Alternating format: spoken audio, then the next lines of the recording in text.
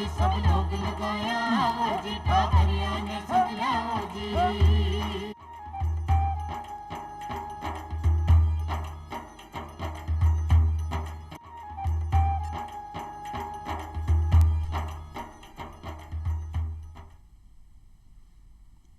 चौपाल देखभाड़ा सबड़ा भाई और बहना ने राम राम। भाई बहना जी हिसाब से जनसंख्या बढ़ रही है, भी हिसाब से निरंतर खेती बाड़ी में अधिक उत्पादन का ताणी आप पेस्टिसाइड को उपयोग कर रहे हैं, साथ ही साथ कृषि रसायन को उपयोग कर रहा है।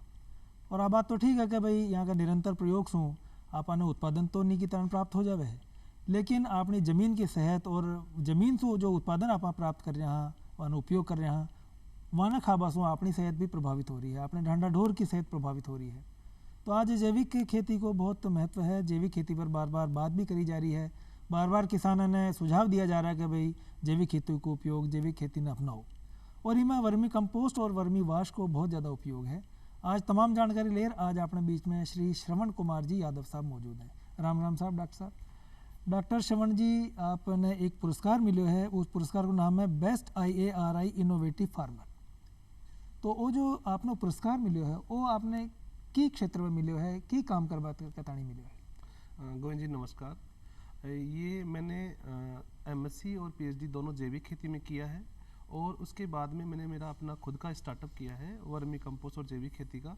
उस क्षेत्र में मुझे ये IRI जो अपना एग्रीकल्चर का सबसे बेस्ट संस्थान है, उससे मुझे ये अवार्ड मिला है जी। अच्छा, तो आप ये कार्यक्रम में बात करना वर्मी कंपोस्ट और वर्मी वाश। तो वर्मी कंपोस्ट है ये? वर्मी कंपोस्ट एक ऑर्गेनिक फार्मिंग जो जैविक खेती होती है उसमें सबसे बढ़िया खाद होया कराया है, और ये खाद केंचुए के द्वारा बनाई जाती है, और केंचुए को गोबर में डालने के बाद में 60 दिन तक रखा जाता है, जिससे जो तैयार होती है बिल्कुल चाय की दानेदार खाद, जिसको फसल में उपयोग लेने से बहुत फ़ायदा होता है, वो वर्मी कंपोस्ट होती है। अच्छा, तो जो भाई बहन अपना स्तर पर वर्मी कंपोस्ट बनावो चाहे तो उन्हें कौन कौन सा साधना की जरूरत रहेली, कौन कौन सी चीज़ें भी में डलेली, और की प्रकार से आप वर्मी कंपोस्ट अपने स्तर पर बना सका? वर्मी कंपोस्ट बनाने के लिए सबसे पहली जो मेन चीज़ है वो है गोबर। गोबर यदि किसान ने अच्छे से चयन कर लिया, उसके बाद में उसको ज़्यादा समस्या नहीं आती है। अब गोबर जो किसान वर्मी कंपोस्ट के लिए चयन करेगा, वो ध्यान रखे कि 30 दिन से पुराना नहीं होना चाहिए, 30 दिन का गोबर होना चाहिए, क्योंकि गोबर में गर्मी होती है और उसमें गैस होती है। यदि वो ताज़ा गोबर डालेगा, उसमें केंचुए छोड़ेगा तो मर जाएंगे। तो 1 महीने का गोबर चाहिए, 1 महीने से पुराना भी नहीं चलेगा, क्योंकि पुराना गोबर लेगा तो वो डिकम्पोज हो जाता है पहले से ही। तो उसमें डालेंगे तो केंचुए उसको नहीं खाएंगे, क्योंकि वो डिकम्पोज हो जाता है, सड़ जाता है पहले से ही। इसलिए 1 महीने तक का गोबर इसमें यूज़ करते हैं। दूसरी सावधानी है कि केंचुए आइसिनिया फेटिडा नामक प्रजाति का इस वर्मी कंपोस्ट में काम ली जाते हैं। वैसे तो कई सारी प्रकार की प्रजातियां होती है, लेकिन वो प्रजाति मर्दा खाती है, मिट्टी खाती है, गोबर नहीं खाती है। आइसिनिया फेटिडा प्रजाति की जो केंचुए हैं वही गोबर खाते हैं, और वही बहुत अच्छी क्वालिटी का खाद बनाते हैं। तो अगर आपने केंचुआ की खाद बनानी है या वर्मी कंपोस्ट बनाना है, तो अब बार जो थे केंचुआ की प्रजाति बताइयो वही बिल्कुल द्वारा ही बनाई जा सकती? बिल्कुल वही प्रजाति का आप उपयोग में लेंगे। तो ये केंचुआ मीली कटा सकते? ये आप केंचुए जैसे कृषि विज्ञान केंद्र है, जो हमारी कृषि विश्वविद्यालय है, या फिर ऐसे कोई किसान जो पहले से ही वर्मी कंपोस्ट का काम कर रहे हैं, और उनसे आप जाकर ये केंचुए खरीद सकते हैं। तो इनमें गोबर और केंचुआ ये दो की जरूरत है, या और भी कोई घटक है का? इसके और भी सामग्री डालनी पड़े? इसके बाद में तो आपको कुछ सावधानियां रखनी पड़ती है, वो रखनी होती है। जैसे छाया का निर्माण होना पड़ता है, और पक्का फर्श चाहिए। अब पक्का फर्श इसलिए चाहिए, यदि आप मिट्टी के ऊपर गोबर की जो अभी बाद में बेड की बात करेंगे, बेड बना देंगे मिट्टी के ऊपर, तो उसका पूरा रस जमीन में चला जाएगा। तो पक्का फर्श चाहिए, और आपको छाया चाहिए, क्योंकि धूप के अंदर उस वर्मी कंपोस्ट में जो भी जितनी भी उसकी नाइट्रोजन है वो उड़ जाती है।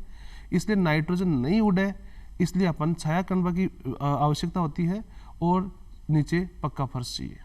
तो थोड़ी विधि के बारे में बताओ कि भाई गोबर ने कट्ठा सो गोबर अच्छी तरह को होना चाहिए, 1 महीने पुरानो और एक ज़्यादा नयो भी ना होना चाहिए। तो बात बता दी, केंचुआ भी थे बताया जो सुझाव दे रहा है वो बटा से लिया है।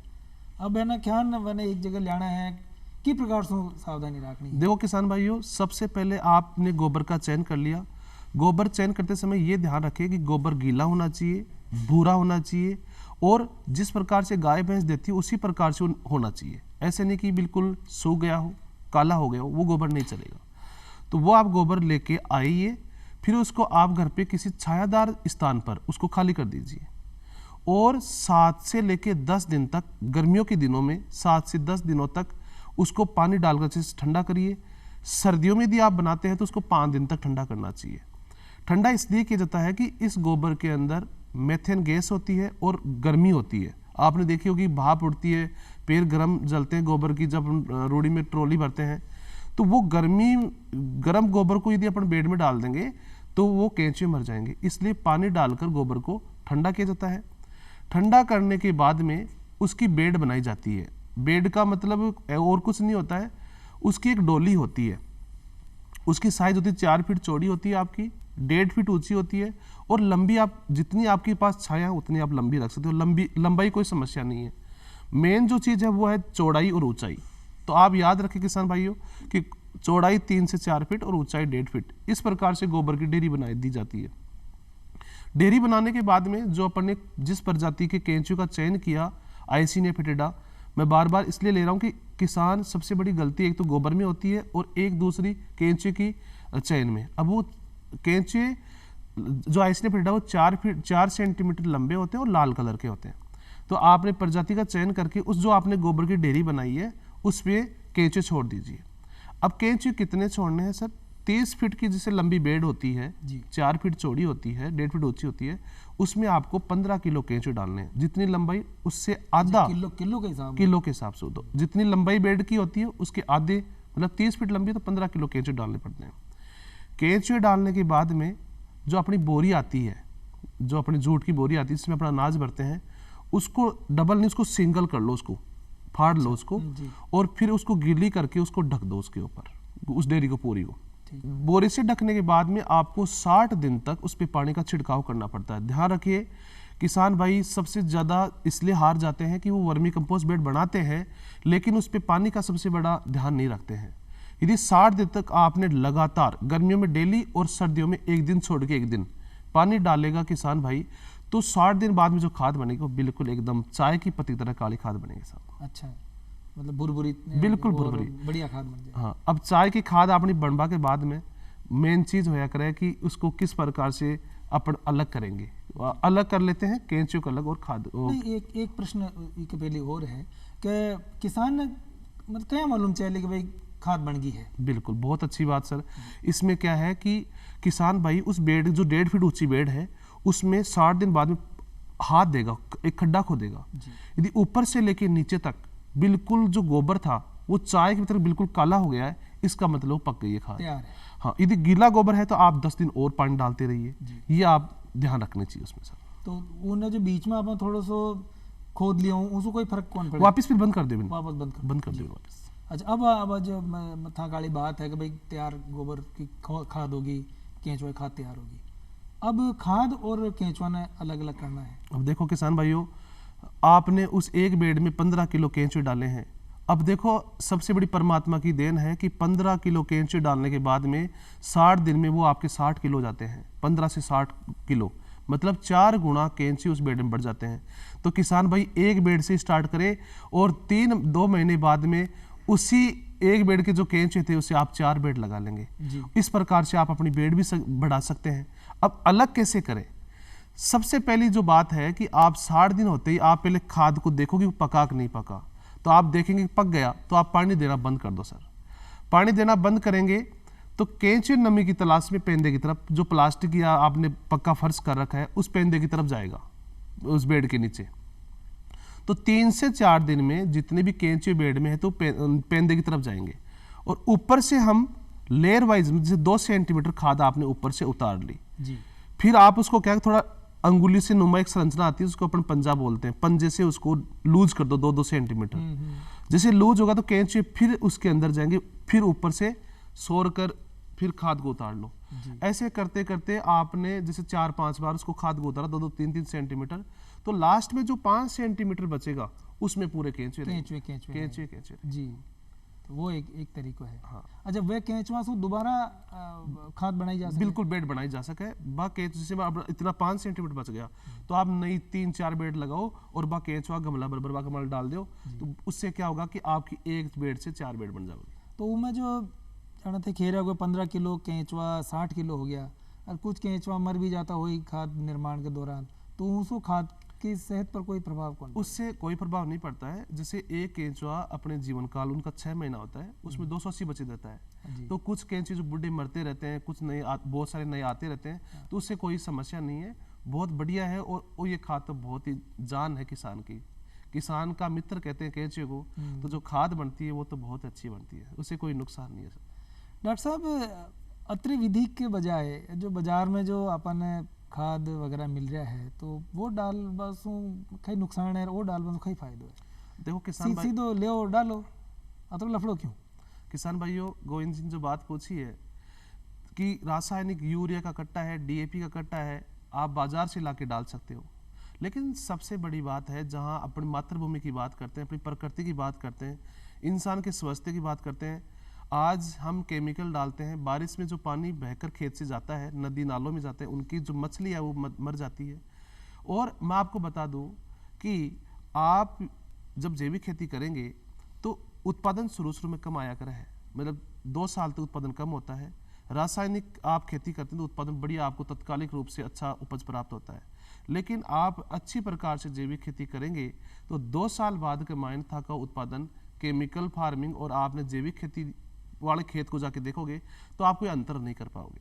तो 2 साल तक आपको अपनी प्रकृति, अपने बच्चों का स्वास्थ्य और जो आने वाली पीढ़ियां है उनके स्वास्थ्य को बचाने के लिए आपको 2 साल तो उपज कम लेनी पड़ेगी। और उपज कम आएगी क्योंकि देखो यूरिया जल्दी से गुल के पौधे को मिलती है, वर्मी कंपोस्ट जो अपनी खादें हैं उनमें धीरे धीरे रस पौधे को मिलता है, बिल्कुल, लेकिन मिलेगा 2 साल बाद में अच्छी उपज होगी। भैया तो डॉक्टर साहब वही वाली बात होगी कि एक तो आप जान खेवे ना कि भाई शक्तिवर्धक आप दवाइयों को उपयोग कर तो आप ताकतवर बन सका, लेकिन आप सामान्य खाना से जो ताकत प्राप्त कर रहा वह एक लंबा समय तक आपने शरीर ने निरोग और मजबूत प्रदान करे। बिल्कुल सर, जैसे आजकल कई बच्चे जो मेडिसिन लेते हैं उनसे बॉडी बन जाती है, लेकिन एक नेचुरली जिम योगा करके वो जो होती है वो प्राकृतिक बॉडी होती है। उसी प्रकार से रासायनिक अपन रासायनिक यूरिया डीपी डालते हैं, वो पौधा उनको लेता है और पौधे के अंदर वो यूरिया डीपी मौजूद होता है, उसको हम खाते हैं और उससे कैंसर जैसी जो महामारी है, बीमारी है,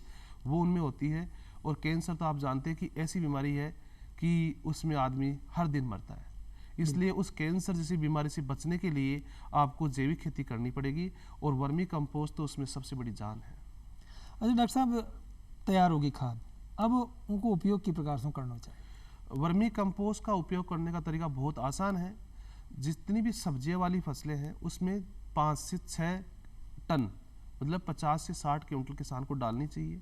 जितनी भी अपनी अनाज वाली फसलें हैं उसमें 4 टन मतलब 40 क्विंटल खाद डालनी चाहिए।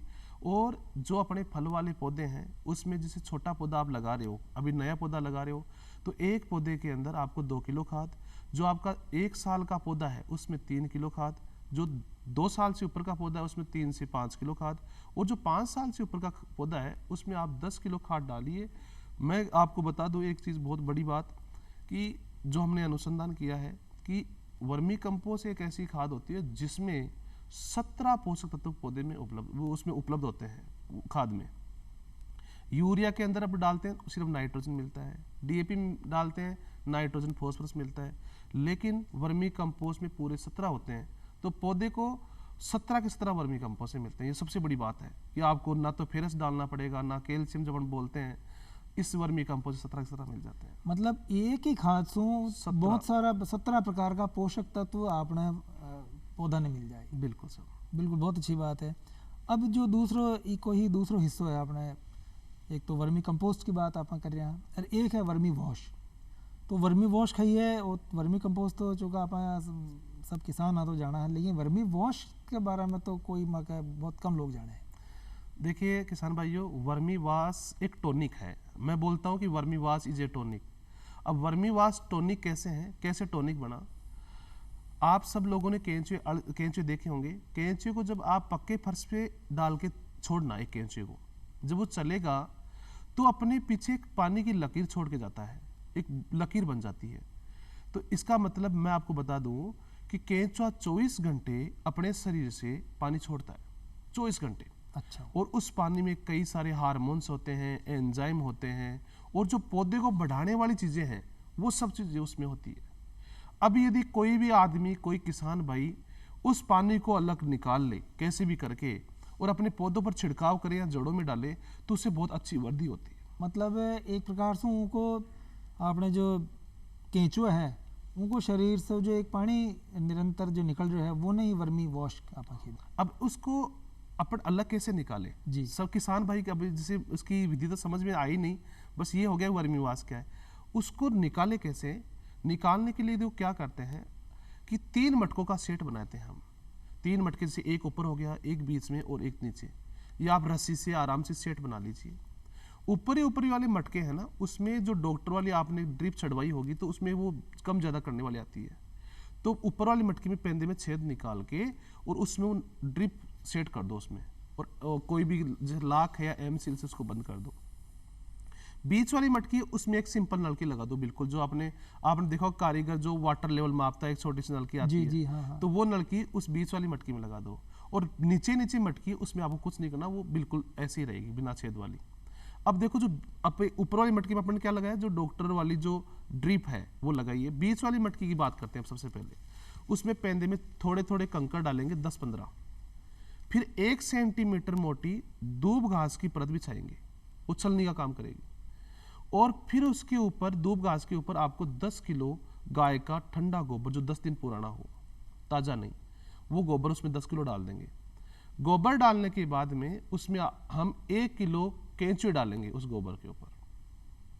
अभी मैंने आपको कहा कि केंचुआ चलता है, पानी छोड़ता है, तो अब आपको 5 दिन कुछ नहीं करना। बीच वाली मटकी में आपने कंकड़ डाल दिए, घास डाल दिया और गोबर 10 किलो डाल दिया ठंडा, और 1 किलो केंचुए छोड़ दिए।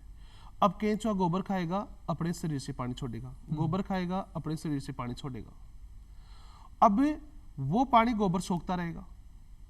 तो 5 दिन बाद में ऊपर वाली मटकी से आपको बूंद बूंद पानी चालू करना है। बीच वाली मटकी में जो ऊपर वाली मटकी से टपकाना चालू करेगा जी हाँ। तो ऊपर वाली मटकी से जो पानी टपकल हो बीच वाली मटकी में, तो उस केंचुए के पानी को धोकर नीचे वाली मटकी में ले जाएगा। तो इस प्रकार से 30 दिन हमें चालू रखना है। इतना ध्यान रखना कि एक दिन में 2 लीटर पानी गिरा ऊपर वाली मटकी से बीच वाली में, बूंद बूंद के रूप में। तो 30 दिन चालू रखना है। 30 दिन में आपका 60 लीटर वर्मीवाश नीचे वाली मटकी में आ जाएगा।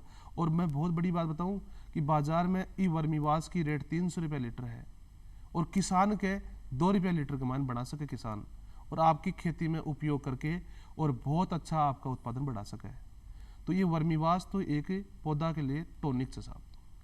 तो वर्मी कंपोस्ट खाद और वर्मी वाश एक ही साथ बनाए जा सके या अलग अलग बनाओ, क्योंकि यदि आपने वर्मी कंपोस्ट में पानी डाल के उसका पानी निकाल लिया तो उसका तत्व निकाल लिया, उस वर्मी कंपोस्ट कोई काम का नहीं रहेगा। इसलिए जो ये मैंने अभी तरीका बताया आपको किसान भाइयों कि 3 मटकियों का सेट आराम से बना सकते हैं। जैसे पक्षी को पानी पिलाने के लिए जो परिंदा लगाते हैं जी, उसी प्रकार से उसके नीचे फिर एक रस्सी 3 रस्सी बांध दीजिए, तो 3 मटकियों का सेट बना सकता है हर किसान भाई। और उसको करके आप फसल में डालेंगे वर्मीवाश को। बेर के जैसे बेर है, फलों के पौधे हैं, उनमें आप ड्रिप के साथ चढ़ा भी सकते हैं उसको। अच्छा, तो जड़ों का विकास और बहुत अच्छी वृद्धि होती है इससे। लेकिन बनाना अलग अलग ही है। बनाना अलग अलग है। एक साथ बना लिया तो वर्मी कंपोस्ट भी पूरी अच्छी तरह न बनी और वर्मी वॉश भी अच्छी तरह बिल्कुल बिल्कुल। अच्छा, वर्मी वॉश आप बन गया, अब इसका उपयोग क्या है? वर्मी वाश तैयार हो गया, आपको 30 दिन में 60 लीटर आ गया। अब आपका इसका उपयोग करने के लिए आपको 1 लीटर वर्मी वाश को 10 लीटर पानी में मिला के और आप इसको फसल पर छिड़काव कर दो। फसल कोई सी भी हो, चाहे वो सब्जी वाली हो, चाहे फल वाली हो, इसमें आप छिड़काव, या अनाज वाली हो, इसमें आप छिड़काव कर सकते हैं। दूसरी बात, जितनी फल वृक्ष है उसमें आप ड्रिप से उसको आप पौधे में भी दे सकते हैं ड्रिप से। जी हाँ जी। और वो जो वर्मी वॉश को आप उपयोग कर रहे हैं अपने फल सब्जी में या अपने खेती बाड़ी में, तो इस फसल ने कई फायदे? इससे जो हार्मोन होते हैं, वर्मीवाश में हार्मोन होते हैं, एंजाइम होते हैं, जब वो पौधे पर छिड़काव करेंगे तो हार्मोन पौधों की क्या होती है, ग्रोथ बढ़ाता है। जैसे ऑक्सिन हार्मोन है, जिब्रेलिक हार्मोन है, तो हार्मोन जैसे ही पौधे में जाएगा तो उसकी वृद्धि बढ़ेगी, और वृद्धि बढ़ेगी तो डेफिनेटली उसके अंदर उपज बढ़ेगी और किसान को फायदा होगा। और एक तो जो फायदो बताए होगा, अनेक प्रकार का पोषक तत्व फसल ना आपने मिल जाया करे, और सस्ता है। बाजार से जो आप दवाई लेके आते हो वो काफी महंगी आती है, इसमें आपका कुछ नहीं लग रहा। केंचुए एक बार लाना किसान भाई को, वो केंचुए मैंने बताया 2 महीने में 4 गुना बढ़ जाता है। तो एक बार मटकी में आपने 1 किलो केंचुए डालना है और इसको आप 60 लीटर वर्मीवाश निकाल रहा, और बाजार में 300 रुपये लीटर रेट है। तो ये आप देखो कि कितना बड़ा टॉनिक है और कितना सस्ता है जी। अच्छा, अपनी फसल में जो आप उपयोग कर रहे हैं वर्मी कंपोस्ट ने वर्मी वॉश ने, तो एक साथ ही को प्रयोग आप कर सका, एक साथ बना बागा नहीं तो थे मना कर दिया, बिल्कुल। लेकिन अगर आप उपयोग करबो चाहो एक साथ, तो एक साथ उपयोग करो जा सके? बिल्कुल कर सकते हैं। वर्मी कंपोस्ट को हम जब फसल की बुआई होती है उस जब खेत तैयार करते हैं, वर्मी कंपोस्ट को तब डाला जाता है। और वर्मी वाश को डालते हैं जब पौधा बड़ा होता है, जब पौधे के अंदर पत्ते बड़ी आ जाती है, तो उसमें छिड़काव करने में काम आता है। वर्मी वाश का छिड़काव करेंगे तो बढ़िया रिजल्ट आएगा, जमीन में डालेंगे तो रिजल्ट कम आएगा, क्योंकि जमीन में वो चीजें डाली जाती है जिससे कुछ पौधे को न्यूट्रिएंट्स पोषक तत्व मिलते हैं, जैसे वर्मी कंपोस्ट है। और इस वर्मी वाश में हार्मोन्स है जो पत्तों के द्वारा जल्दी पौधा लेगा और जल्दी उसका कार्य स्टार्ट हो जाएगा। इसलिए वर्मी कंपोस्ट को जमीन में डालना है और वर्मी वाश को पौधों के ऊपर छिड़काव करना है। तो डॉक्टर साहब, इतनी बढ़िया जो खाद है, इतनी बढ़िया वर्मी वॉश है, तो आपने तो ये इनाम मिल गयो, आपने पुरस्कार मिल गयो, तो मतलब अठे ही रुक गया हो थे या कुछ लोगों ने ट्रेनिंग के रूप में भी थे काम करो? मैंने अपना वर्मी कंपोस्ट का काम भी सेटअप किया है, और जैविक खेती का भी है, प्राकृतिक खेती का भी मैं पूरा काम कर रहा हूँ। जो पढ़ाई की उसी को मैं देख रहा हूँ, और जो भी किसान भाई आता है तो मैं उनको बिल्कुल अच्छे से समझाता हूँ सर। निःशुल्क या निःशुल्क, कोई फीस नहीं है, निःशुल्क। अच्छा, जैविक खेती से देखो इसका प्रभाव ने इसकी उपयोगिता ने तो सब समझे, लेकिन हुआ कहिए कि इसका फसल कम मिले। अब बाजार में तो कहिए कि मान लो बढ़िया से बढ़िया गेहूँ ले तो 40 रुपये किलो मिल जाए, थोड़ा कम जो क्वालिटी का ले लो तो 25 से 20 रुपये किलो मिल जाए। अब किसान ने तो 25 से 40 के बीच में ही फसल की उत्पादन की लागत मिली।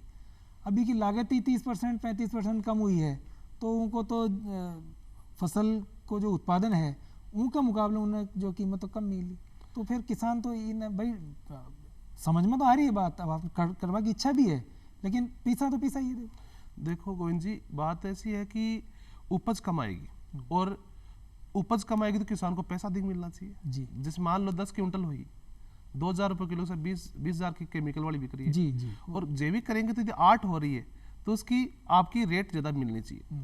किसान भाइयों, भारत सरकार, राजस्थान सरकार सब इसमें काम कर रही है। एक प्रमाणीकरण नाम आपने सुना होगा, नहीं सुना तो मैं बता देता हूँ। प्रमाणीकरण में क्या होता है कि आपको आपके खेती का प्रमाणीकरण कराना पड़ता है। जब जैविक स्टार्ट करेंगे ना, तो प्रमाणीकरण कराने के बाद में आपको 2 साल बाद में एक सर्टिफिकेट मिलेगा। जैसे मैं किसान हूँ तो सरवण जी किसान ऐसे हैं जो जैविक कर रहे हैं, ऐसा गवर्नमेंट लाइसेंस वो सर्टिफिकेट देती है। उस सर्टिफिकेट के बाद में आप उस सर्टिफिकेट के माध्यम से आपके अनाज को 30% अधिक पैसा में बेच सकते हो। जैसे 10,000 रुपये की जो आपका गेहूं है क्विंटल का, तो आप 1300 में बेच सकते हो। लेवल है, बिल्कुल लेने वाले हैं। और इनकी अभी ये भी घोषणा हुई है कि अभी आने वाले समय में हर मंडी में एक जैविक दुकान भी होगी, जिसमें किसान जाके अपना प्रमाणीकरण सर्टिफिकेट दिखाएगा कि मैं जैविक किसान हूँ, और उसके बाद में उसको अच्छा से अनाज अपना बेच पाएगा। जी। तो किसान भाई जैविक खाद से और वर्मी कंपोस्ट से ज़्यादा से ज़्यादा जुड़े, ज़्यादा से ज़्यादा मुनाफा कमावे, इसका तानी आपका कई विचार है?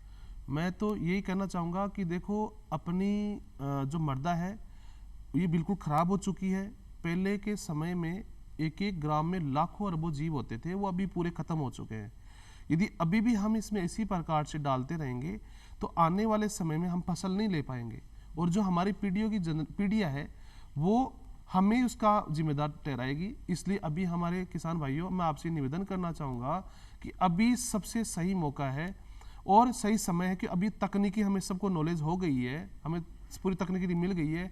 वर्मी वाश क्या है, वर्मी कंपोस्ट क्या है, ये आप बनाकर यदि फसल में डालेंगे तो मैं आपसे ये कहना चाहूँगा कि बिल्कुल आपको इसकी अच्छी उत्पादन भी होगा।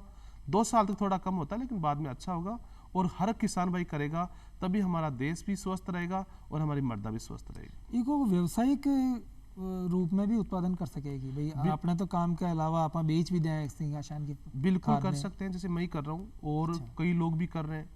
मतलब यहाँ इतने स्टूडेंट हैं जो एग्रीकल्चर के कृषि विद्यार्थी है, जो और किसान भाई है, जो प्रोग्रेसिव किसान भाई है, वो सब इसका अच्छा एक बिजनेस मॉडल को बना के कर रहे हैं। नए नए बच्चे स्टार्टअप कर रहे हैं और किसान भी स्टार्टअप कर रहे हैं।